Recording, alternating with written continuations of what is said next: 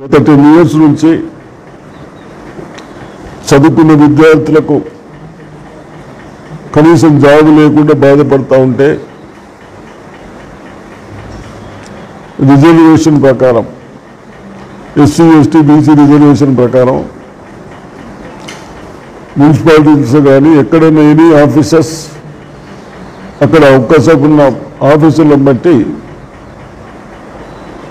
మరి వారు ఒక 60,000 మన ముఖ్యమంత్రి రేవంత్ రెడ్డి గారు 60,000 విద్యార్థులని చదువుకున్న ఇంటెలిజెన్స్ను మనం అపాయింట్మెంట్ చేసుకున్నాం. దాంట్లో భాగంగా ఇప్పుడు బహుశా 17 వచ్చారా మనకు కొత్తగా. మన మున్సిపాలిటీలో గోధుమ మున్సిపాలిటీలో అసెస్మెంట్ చేసుకోవటానికి ఎక్కడైతే హౌజెస్ ఉన్నాయో ఇండ్లు ఉన్నాయో మన ఇంట్లో వాళ్ళకి మంచి చెడు చూసుకోవటానికి ఎక్కడైతే మనం అన్నీ పెరిగినాయి అన్నీ ఫ్రీగా ఉన్నాయి కాబట్టి వాళ్ళకు కూడా సాలరీస్ కావాలి, టెక్స్టులు కలెక్షన్ చేసుకోవటానికి ఎక్కడ కూడా వ్యత్యాసం ఉండద్దని సర్వే చేస్తూ ఉన్నాం. ఆ సర్వేలో కొన్ని డిఫరెన్స్ వస్తూ ఉన్నాయి. తప్పనిసరిగా నా బోధన పట్టణ ప్రజలకు వచ్చిన వాళ్లకు సహకరించండి,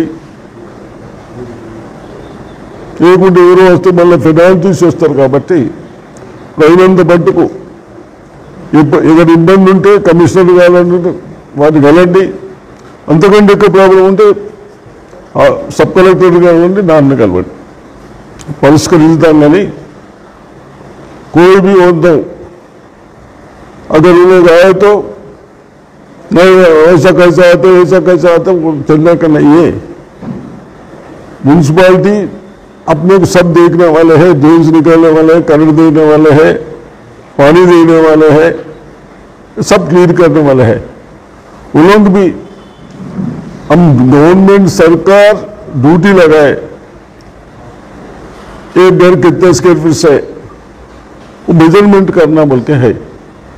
उस वास्ते सबको डाले 15 days 1 month వాళ్ళన్నీ సర్వేలు చేస్తున్నారు, వాళ్ళకి సహకరించాలని చెప్తూ అదేవిధంగా నాకు సంతోషం ఏమనిపిస్తున్నదంటే ఓల్డ్ హౌస్ తీసేసుకుంటే కొత్తగా కడతా ఉన్నాం. చాలా సంతోషం.